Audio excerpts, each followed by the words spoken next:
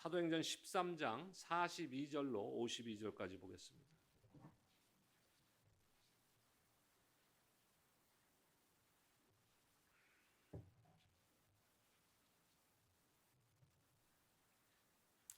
사도행전 13장 42절에서 52절까지 저와 여러분들 한 절씩 교독하도록 하겠습니다. 제가 42절 읽겠습니다. 그들이 나갈새 사람들이 청하되 다음 안식일에도 이 말씀을 하라 하더라.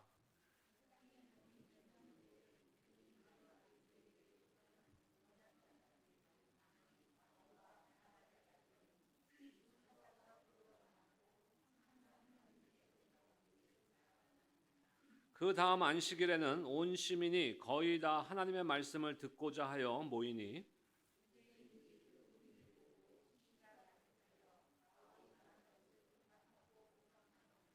바울과 바나바가 담대히 말하여 이르되 하나님의 말씀을 마땅히 먼저 너희에게 전할 것이로되 너희가 그것을 버리고 영생을 얻기에 합당하지 않은 자로 자처하기로 우리가 이방인에게로 향하노라.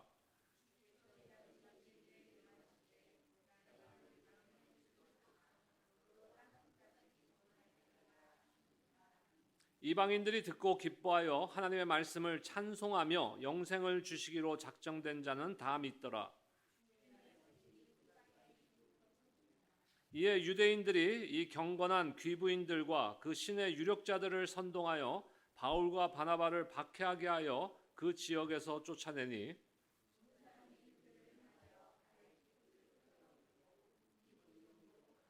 함께요.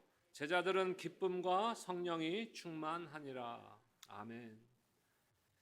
우리 지난주 말씀을 통해서 하나님께서 언제 능력을 주신다고 하셨습니까? 언제 우리에게 능력을 주시는가?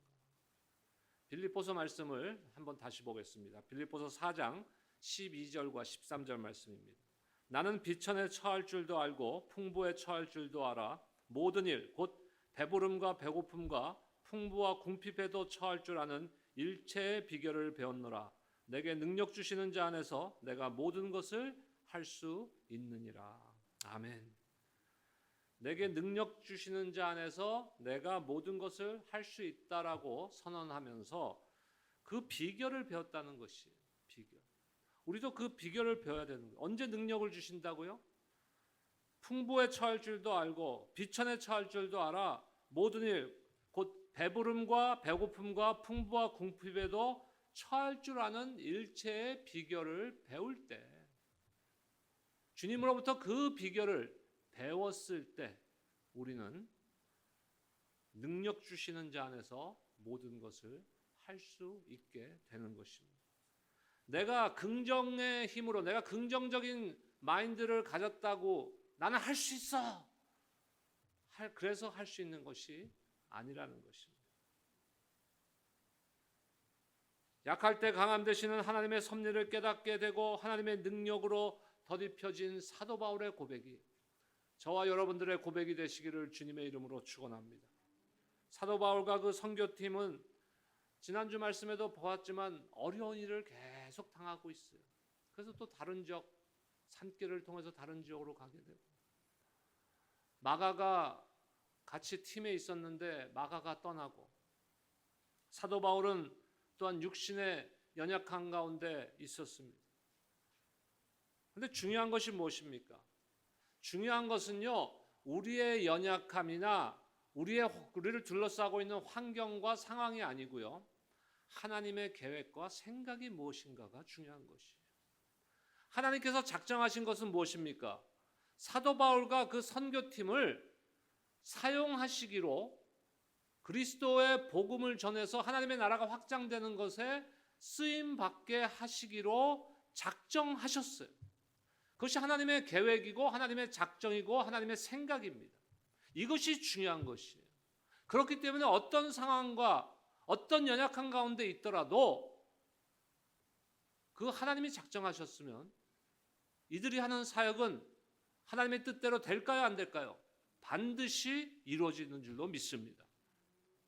오히려 복음은 하나님의 그 능력 가운데 더 힘을 얻게 되는 것이에요. 그러니까 여러분 우리가 약하고 뭐 환경이 지금 상황이 이것을 탓하면 안 되는 것이에요. 중요한 건 무엇입니까? 오늘 장로님 기도해 주셨죠? 우리 금요일마다 기도합니다. 우리 교회가 기도하는 교회가 돼야 되고 말씀이 살아서 흥황되는 교회가 돼야 되고 성령의 능력이 나타나는 교회가 돼야 되는 것이에요. 그때 우리는 영적 분별력이 생기면서 무엇을 알게 됩니까? 하나님의 계획이, 하나님의 뜻이, 하나님의 생각이 무엇인지를 깨닫게 되는 것이에요. 아무 기도도 안 하고 말씀도 안 보고 성령 충만도 받지 못했는데 하나님의 뜻은 이렇다라고 말하는 사람들은 다 거짓말이에요. 그거는 제가 개런티합니다. 그건 100% 거짓말. 어떻게 하나님의 뜻을 알아요? 기도도 안 하는데. 하나님의 말씀도 보지 않는데 어떻게 하나님의 계획을 알 수가 있습니까? 중요한 건 뭐라고요? 하나님의 계획이 무엇인가가 중요한 것이에요. 여러분들의 삶을 통해서 하나님께서 분명한 계획을 갖고 계십니다. 여러분 그걸 믿으십니까? 계속해서 우리 그 소그룹을 통해서 우리 EM 형제들이 눈에 보이지는 않죠. 우리 한국어 예배는 참석을 거의 안 하기 때문에. 하지만 그들이 소수지만 모여서 우리 인간의 하나님이 우리를 창조하시고 구원하신 목적, 삶의 목적이 무엇인가를 서로 나누고 말씀을 통해서 서로 쉐어하고 삶이 회복되어져 가는. 그것을 통해서 하나님의 계획이 무엇인지를 알아가는 것이. 사도 바울과 바나바는 비시디아 안디옥이라는 지역으로 갔습니다. 오늘 말씀의 배경이에요. 그곳에서 이제 안식일에 한 유대 회당에 들어갑니다. 회당에 들어가 앉아 있던 바울에게 찬스가 생기는, opportunity, 기회가 생긴 거예요. 기회가. 그 당시에 유대인 회당에서 열리는 집회는요, 먼저 시편을 통해서 하나님을 찬양합니다. 요즘 우리가 음악이라는 것을 도구로 사용해서 주로 찬양을 하죠. 근데 이제 성공회 같은 그 교회를 가보면은, 성공회 개신교예요. 성공회 같은 그 교회를 가보면요, 아직 그 캐톨릭에 예배 예식이 캐톨릭에 많이 가까워요. 그래서 제가 일주일 동안 성공회에서 예배를 드린 적이 있어요. 매일 예배를 드린 적이 있는데 그 학교 때문에 보면은 그 시편으로 찬양을 해요. 그러니까 우리 같은 음악으로 찬양하는 게 아니라 시편을 가지고 찬트라 그러죠. 그냥 멜로디는 뭐 두세 개밖에 없었던 것 같아.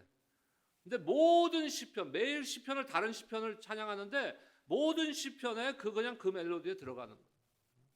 근데 처음에는 어색하더라고요. 안 해본 거기 때문에. 우리가 항상 안 해본 건 어색한 거예요. 근데 거기서 우리가 조심해야 되는 게 있어요. 안 해본 건 우리가 어색하니까 이건 잘못된 거야, 틀린 거야 이래버릴 수가 있거든요. 그건 잘못된 거예요.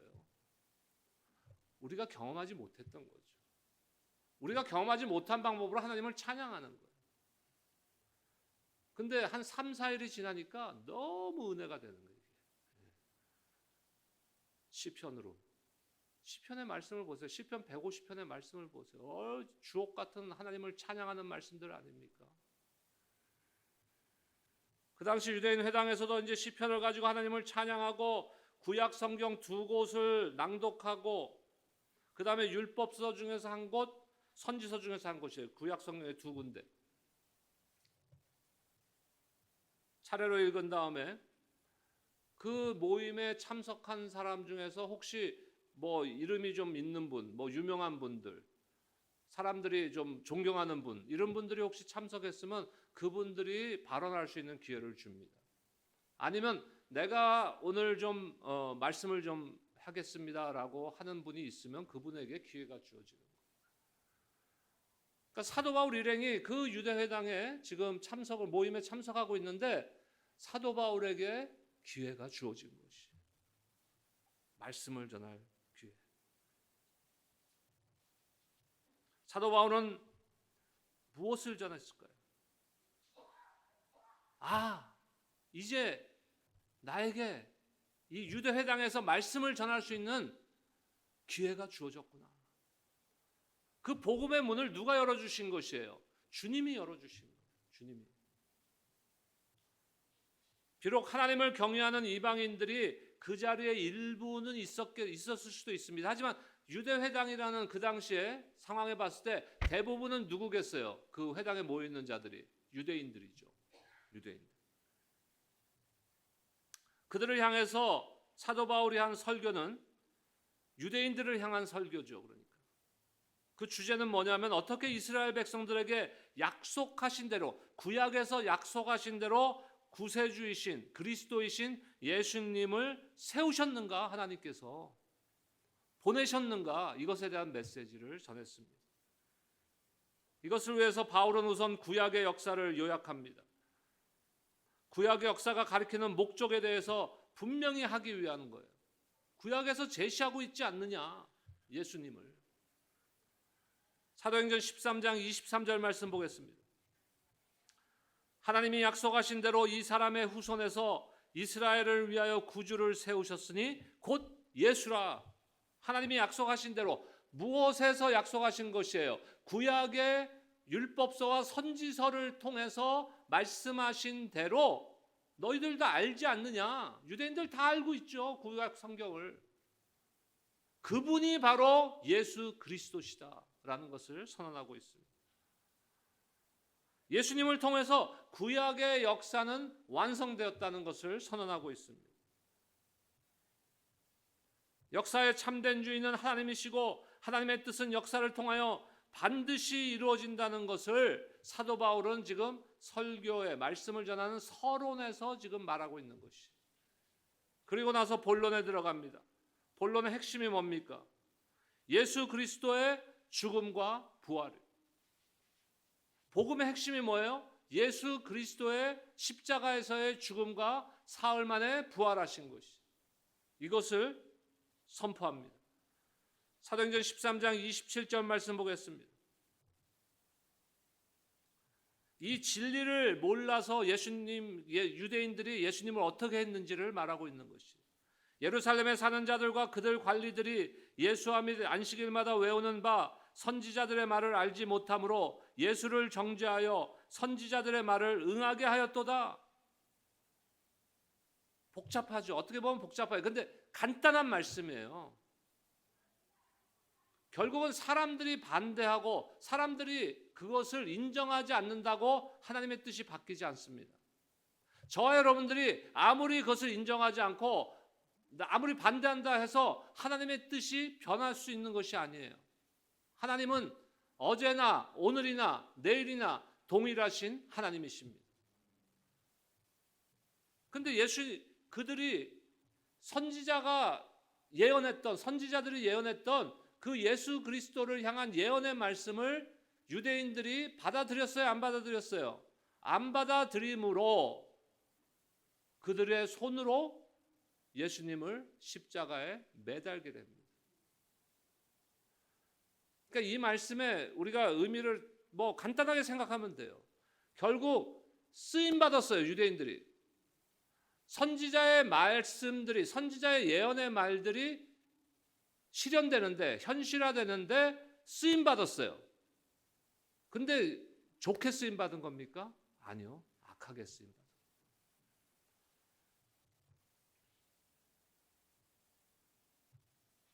이렇게 모든 것이 하나님의 뜻대로 그리고 성경에 기록된 대로 이루어졌음을 밝힌 바울은 이제 그 십자가의 사건과 부활이 말씀을 듣는 사람들과 무슨 상관이 있느냐. 항상 우리가 그것을 생각해야 돼요. 하나님의 말씀, 은혜의 말씀이 선포되고 복음의 말씀이 선포되었을 때 그 복음의 말씀과 그 은혜가 중요한 건 뭐예요? 나랑 무슨 상관이 있느냐 이거예요. 나랑 무슨 상관. 예수님께서 십자가에 죽으셨어요. 나랑 무슨 상관이 있느냐 이거예요. 사흘째 부활하셨어요. 그것이 나랑 무슨 상관이 있느냐 이거예요. 이것이 중요한 거예요. 다른 사람들과 무슨 상관이 있느냐가 아니라 나랑 무슨 상관이 있느냐. 사도 바울은 유대인들 너희들이랑 무슨 상관이 있느냐 이것에 대해서 선언하고 있습니다. 무슨 상관이 있는 거예요? 십자가의 보혈을 통해서 우리는 죄사함을 받은 것이, 죽었던 우리의 영이 새 생명을 얻게 된 것이.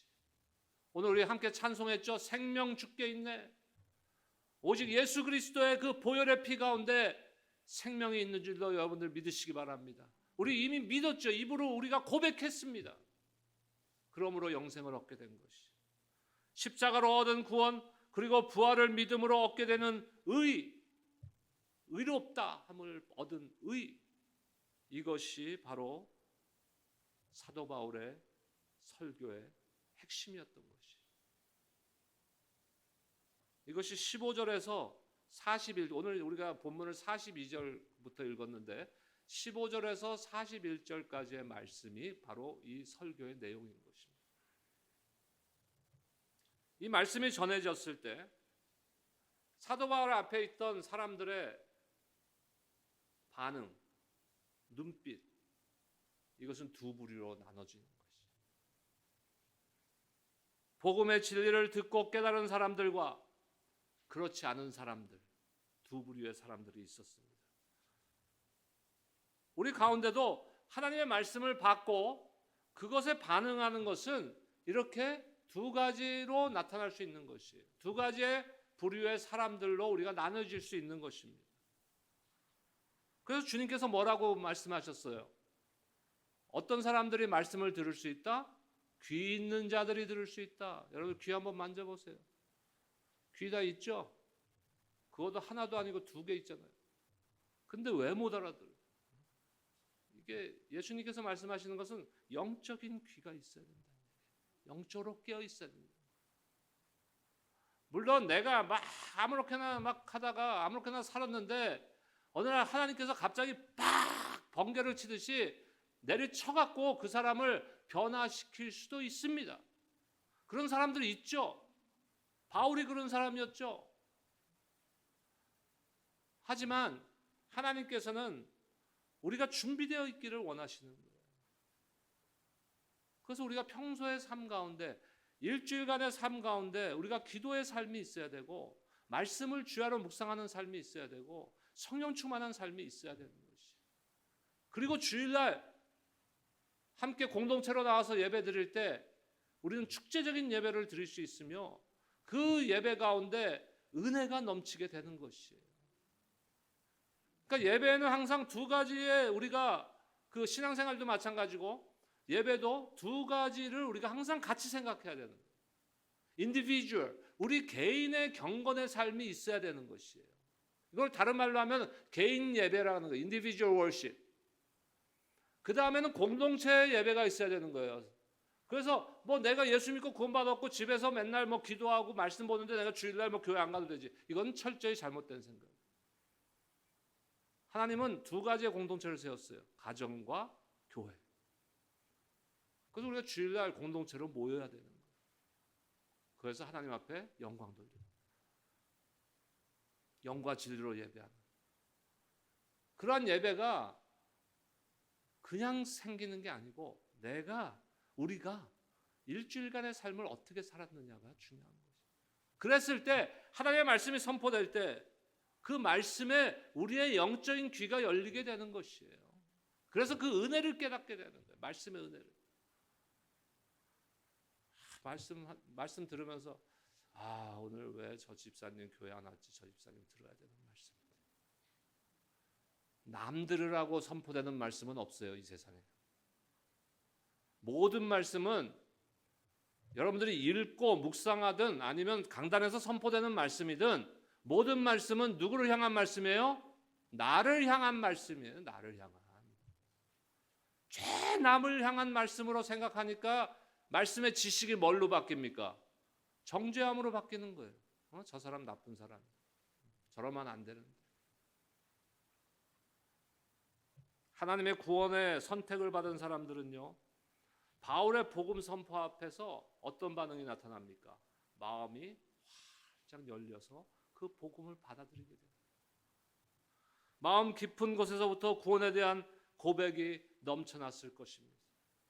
한편 그 유대교 회당의 회당장과 같은 일부 유대인들은 그러지 않았어요. 사도 바울이 선포한 복음을 절대로 받아들이지 않았습니다. 그래서 바울은 그들에게 경고의 말씀을 합니다. 40절 말씀 보겠습니다. 그런즉 너희는 선지자들을 통하여 말씀하신 것이 너희에게 미칠까 삼가라. 하나님의 말씀을 멸시하는 사람들은 나중에 하나님의 엄중한 심판이 임할 것이라는 선지자의 글을 인용해서 지금 경고하고 있는 것이에요. 여러분, 분명한 것은 복음은 믿는 자들에게는 구원의 기쁜 소식입니다. 그래서 복음을 뭐라 그래요? 굿뉴스라는, 좋은 소식이다, 기쁜 소식이다. 하지만 믿지 않는 자들에게는 반대로 나타나게 되는 거예요. 그 역사가. 믿지 않는 자들에게는 어떤 역사가 일어납니까? 멸망과 심판의 소식이 되는 것이에요. 우리는 얼마나 감사해요. 그것을 믿게 되었으니까, 믿어지니까. 여러 명들을 제가 겪었어요. 이제 이 땅에서의 삶이, 호흡이 며칠 안 남은 상황이에요. 뭐 1, 2주, 길어야 1, 2주 이런 상황의 환자들인데, 제가 가서 말씀을 간단히 전하고 기도해드리면요, 어떤 분들은 내 손을 붙잡고, 목사님 믿고 싶은데 믿어지지가 않아요. 시간이 없는데, 내일 죽을지 일주일 있다 죽을지 모르는데 믿어지지가 않는데, 아무리 믿으려고 해도 믿어지지가 않아요. 저와 여러분들 얼마나 복된 자들입니까? 여러분들 그 복을 알고 계십니까? 우리는 믿잖아요. 하나님의 말씀인 것을 믿잖아요. 복음이 우리에게 구원을 이루는 능력의 말씀인 것을 저희는 믿잖아요. 그게 우리 지식으로 믿게 된 겁니까? 학교에서 공부 잘해서 올 A 받아서 뭐 믿게 된 겁니까? 아니죠. 모든 것은 무엇이에요? 하나님의 은혜인 것이에요. 여기서 우리는 사도 바울의 복음을 전하는 모습과 태도를 한번 생각해 봐야 돼요. 복음을 가지고 사람들에게 절대로 타협하지 않았습니다. 타협하지 않았어요. 혹시 거절하면 어떻게 하나 하고 벌벌 떨지도 않았어요. 사도 바울의 메시지는 단호했어요. 예수를 믿으라, 그러면 너희가 죄사함을 받을 것이요 믿지 않으면은 멸망과 심판이 임할 것이다. 복음을 들고 선언할 때 우리는 이런 담대함이 있어야 되는 것이에요. 전도는 세상 사람들의 비위를 맞추는 게 아니에요. 예수 그리스도의 십자가와 부활, 그리고 그 사건을 통한 우리의 구원을 전하며 선포하는 것이에요. 때로는 물론 우리가 신앙생활하면서 받은 하나님의 은혜를 전도하면서도 쉐어할 수 있죠. 하지만 중요한 것은 복음이 빠져 있으면 안 되는 거예요. 무엇이 역사하는 거예요? 하나님이 역사하는 거예요. 근데 그게 무엇을 통해서 나타나요? 복음의 능력을 통해서 역사하는 것이 나타나는 것이에요. 우리의 머리가 아니에요. 우리의 무슨 말재주가 아니라는 것이에요. 우리가 실수하는 게 뭔지 아세요? 자꾸 설득하려니까 안 되는 거예요. 전도 대상자를 내가 설득하려니까 안 되는 거예요. 그 설득은 누가 하세요? 성령께서 하시는 거예요. 우리는 전하기만 하면, 우리의 의무는 결과가 아니라 전하는 행함에 있는 것이에요. 절대로 복음을 부끄러워하지 않으시기를 주의 이름으로 축복합니다. 오늘 이번 주 우리 암송 구절인데 로마서 1장 16절 말씀 보겠습니다.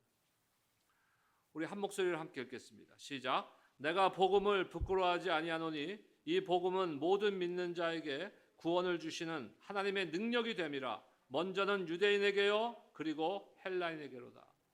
모든 이들에게, 하나님이 택하신 모든 이들에게 이 복음은 뭐가 돼요? 믿는 자에게 구원을 주시는 하나님의 능력이 된다고 지금 사도 바울은 로마서에서 선포하고 있습니다. 복음을 부끄러워하지 말아야 됩니다. 왜요? 복음은 하나님의 능력이기 때문에. 복음은 항상 하나입니다. 능력입니다. 오늘날도 성령의 역사는 수많은 사람들의 마음속에서 살아서 역사합니다. 그리고 사람들의 입술을 통해서 복음을 선포하게 하십니다. 바울의 설교가 끝나자 사람들이 몰려와서 다음 안식일에도 말씀을 전해달라고 부탁을 합니다. 그리고 그들은 복음을 받아들였어요. 온 성을 그들이 다니면서 어떻게 했을까요? 지금 그들이 유대회당에 안식일날 갔을 때 무엇을 기대하고 갔는지 모르죠. 그날 하지만 그들이 기대하지 못했던 놀라운 것을 선물로 받게 되는 거예요. 축복을 받게 되는 것이. 여러분, 예수님께서 우물가에서 사마리아 여인과 만나게 되죠. 그 사마리아 여인이 예수님을 만나고 인격적으로 주님을 만나게 되었을 때 그 여인이 어떻게 했습니까? 그 여인은 사람들이 없는 시간에 물들어 나올 정도로 부끄러운 삶을 살았던 여인이에요. 근데 주님, 그리스도를 만났다는 것을 자기가 깨닫고 믿게 되자 그런 부끄러움은 없어지는 것이에요.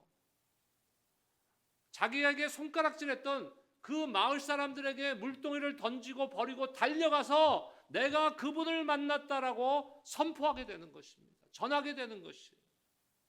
지금 회당에서 복음을 들은 사람들이 그런 감격이 있는데 일주일 동안 다음번에 유대회당에서 안식일날 모일 때까지 가만히 있었겠어요? 입 다물고? 아니죠.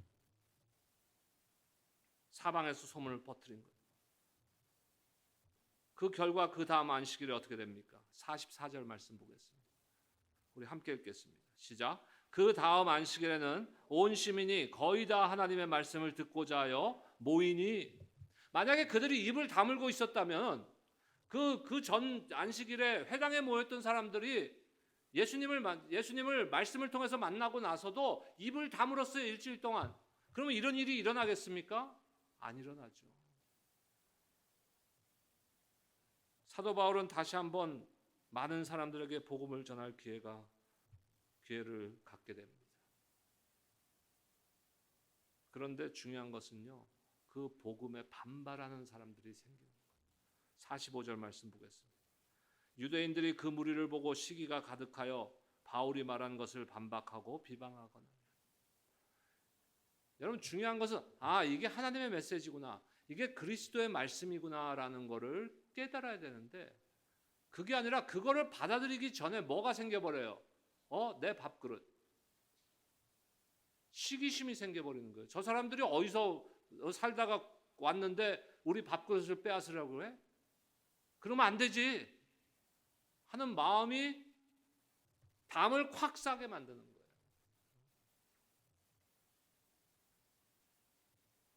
그래서 사도 바울에게 반박하고 사도 바울을 비방합니다. 그렇게 되자 사도 바울은 전략을 바꿉니다. 46절 말씀 보겠습니다. 바울과 바나바가 담대히 말하여 이르되 하나님의 말씀을 마땅히 먼저 너희에게 전할 것이로되 너희가 그것을 버리고 영생을 얻기에 합당하지 않은 자로 자처하기로 우리가 이방인에게로 향하노라. 무슨 말입니까? 우리가 너희 유대인들에게 복음을 전하는데 너희가 도대체 하나님의 말씀을 받아들이지 않으니 어쩔 수 없이 이제는 우리는 이방인에게 복음을 전하러 간다. 이 말에 두 가지 반응이 나타나죠. 좋아하는 이방인들과 화가 치민 유대인들. 그 결과 완전히 반대의 결과가 나타납니다. 이것이 복음의 능력.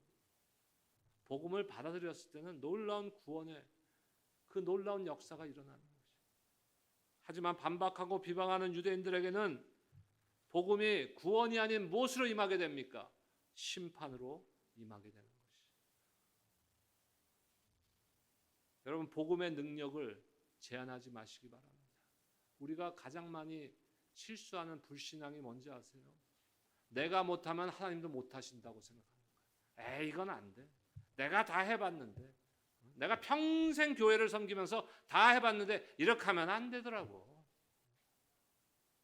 내가 평생이 아니라 우리가 1000년, 2000년 인류 역사 가운데서도 안 됐던 것도 하나님이 마음 먹으면 되는 거예요. 하나님의 능력을 제한하지 마세요. 복음의 능력을 제한하지 마세요. 하나님은 제한받지 않으시는 하나님이십니다. 우리는 복음의 능력을 짐작할 수조차 없는 것이에요. 바울을 통해서 역사한 그 능력이 바울의 능력입니까? 아니죠. 하나님의 능력이에요. 그렇다면 그 능력의 역사가 바울을 통해서만 나타난다고 우리가 생각해서는 안 되는 것이에요. 저와 여러분들을 통해서도 나타날 수 있다는 믿음을 가지시기 바랍니다. 왜? 바울이 우리보다 뛰어난 사람이죠. 훌륭한 사람이죠. 하지만 바울의 힘이 아니라는 것을 우리가 알아야 되잖아요. 바울은 단지 주님의 손에 붙들린 도구예요. 그릇이에요. 우리가 복음의 능력을 제한하지 않고 담대히 전할 때 구원의 역사가 일어나는 줄로 믿습니다. 하나님께서 오렌지 카운티 우리 교회를 이곳 오렌지 카운티에 세우신 목적이 무엇이겠어요? 이것을 위해서 세운 것이 복음의 능력을 나타내는 교회가 되라고 세운 것이에요. 이 세상에는요 언제나 복 받는 사람이 있고 그렇지 못한 사람이 있어요. 근데 하나님께서는 그 복을요, 하나님께서 주시는 복을 그 복 받은 사람들을 통해서 또 다른 사람들에게 복을 전하게 하십니다. 이 세상에 가장 불행한 사람들이 어떤 사람들인지 아세요? 하나님께 악한 도구로 쓰임 받는 사람들이에요. 악한 도구로. 성경에 나타난 악한 도구로 쓰인 사람들 누구예요? 아벨을 죽인 가인, 이스라엘을 침략한 아수르, 바벨론 다 하나님 앞에 쓰임 받았어요. 하지만 악하게 쓰임 받았어요. 다윗을 괴롭혔던 사울. 여러분 우리 모두는 축복의 도구가 되시기를 주님의 이름으로 축원합니다. 하나님께서 아브라함에게 뭐라 그랬어요? 땅의 모든 족속이 너를 인하여서 복을 받을 것이니라. 이것이 아브라함에게만 한 말씀이 아니라 저와 여러분들에게도 이 시간 동일하게 하시는 말씀이라는 것이에요. 내 주변에 있는 사람들이 나로 인하여서 복을 받는 역사가 일어나기를 축복합니다. 저희 교회는 2018년 11월 4일 주일에 이 사명을 감당하기 위해서 서로 다른 길을 걸었던 두 교회가 연합하여서 11월 4일, 2018년 11월 4일에 새 출발 예배를 이 자리에서 드렸습니다. 우리 교회라는 이름으로 정하고. 그래서 제가 그날 설교자를 닥터 뉴만 교수님, 목사님이라고 백인분, 아마 그때 계셨던 분들은 다 기억하실 거예요. 왜 그분을 초청했냐면은 그분이 제 아내 은사고 신학교 은사고 그분이 저희 가정을 특별히 생각해서 아니요. 저는 잘 모르는 분이에요. 그분 강의를 내가 들어본 적도 없거든요. 근데 그분의 그 선교학 박사 플러 신학교에서 선교학 박사 논문을 그분이 쓰실 때 그분의 선교학 박사 제목이요. 이건 놀라운 그 백인이잖아요. 완전 백인.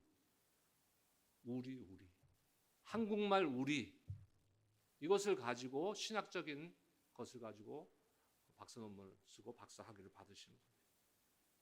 그분을 초청해서 우리 3년 전에 여기서 우리 한번 하나님의 그 사명을 한번 감당하는 교회가 돼보자. 하지만 어려운 일들이 좀 있었죠.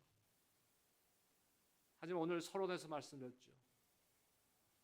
내가 연약하고 우리의 상황과 환경이 그렇지 못하다고 보일지라도 하나님의 계획이 오렌지 카운티 우리 교회를 통해서 이 지역에 복음의 파수꾼이 되고 구원의 방주 역할을 감당하는 것이라면 복음의 능력이 나의 연약함과 관계없이 우리의 부족함과 관계없이 하나님께서 역사하실 줄로 믿습니다.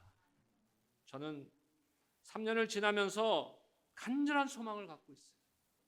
3년 동안 사실 좀 지지부지했어요. 사역들도 그렇고 힘을 좀 내야 되지 않겠습니까? 이제 힘을 좀 내세요. 내가 나이가 많은데 나이가 많다고 하나님 앞에는 어린아이 같은 다 우리 아닙니까? 그 상황에 맞춰서 하나님께서 사용하실 거예요. 그래서 우리 권사님들, 장로님들, 연세 있는 분들을 위해서 특별히 하나님께서 귀한 목사님 보내주셨잖아요. 그것도 내가 보수 사례 말씀드렸더니 그러면 다른 교회 가시겠다는 거예요. 사례 주면은 자기가 메디칼 받기도 힘들고 그러니까 다른 교회 가겠다. 가장 그 목회자로서 가장 훌륭한 멘토분 얼마나 감사한지 모르겠어요. 저는 개인적으로, 여러분들은 어떤지 모르겠지만, 이민교회에서 캘리포니아에 몇 손가락 안에 들어가는 숫자로는 큰 교회 아닙니까? 그 교회를 13년 섬기셨어요, 담임 목사님. 근데 우리 50명 전후, 아이들까지 50명 전후로 모이는 교회 와서 그냥 섬기시겠다고, 우리 어르신들을 그냥 섬기시겠다고, 얼마나 감사해요. 여러분 힘내세요. 아멘. 왜 이렇게 권사님들 목소리가 작고 간절한 소망이 저에게 있어요. 한번 일어나 보자. 이 지역에서 옷이 우리 교회 가면은, 예배에 참석하면 진짜 예배를 우리가 경험할 수 있다, 이런 소리 들어야 되지 않겠습니까? 옷이 우리 교회 가면은 강단으로부터 살아있는 하나님의 말씀이 선포된다, 살아있는 찬양을 드리는 교회다, 기도의 불길이 일어나는 교회다, 성령 충만한 교회다, 이런 소문나는 교회에 저와 여러분들이 앞장서서 주님의 복음의 능력을 덧입어 쓰임받으시기를 주님의 이름으로 축원합니다. 10마일 15마일 반경 안에 우리가 복음을 전하는 교회로서 책임을 다하는 교회가 되기를 원합니다. 우리 3주년 때, 또 특별히 추수감사주일 때 이웃을 전화하세요. 오시라고. 혹시 그동안 함께 교회를 섬기다가 교회를 여러 가지 이유로 떠나신 분들 기억나시면, 교회에서는 일괄적으로 메일을 내보낼 거지만 여러분들 개인적으로 전화하세요. 신앙생활 잘하고 계시나요? 만약에 잘하지 못하고 있다면 우리 3주년에 추수감사주일 감사예배 드리는데 우리 와서 함께 한번 감사예배 드립시다. 입을 열어야 돼요. 내가 결정하면 안 돼. 내가 결정하면 내가 전해봐야 오겠어? 내가 생각하면 안 되는 거예요.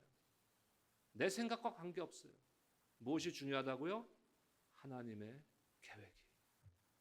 그래서 복을, 받은 복을 이제는 전하는 저와 여러분들이 되시기를 주님의 이름으로 축원합니다. 기도하겠습니다. 하나님 감사합니다. 사도행전의 말씀을 우리가 나누면서 특별히 오늘 참 우리가 이방인으로서, 외인으로서 하나님으로부터 받은 그 복이 얼마나 큰 것인데 그것을 전하지 않고 입을 다물었던 우리를 용서해 주시고, 지금부터라도 이걸 참지 못하고 전하는 우리 교회가 되게 하시고, 우리 모두가 되어서 하나님의 나라를 위하여 우리가 쓰임받는 그릇이 되고 도구가 되는 오렌지 카운티 우리 교회 모든 성도들이 될 수 있도록 주님 축복하여 주시옵소서. 예수님의 이름으로 감사하며 기도드립니다. 아멘.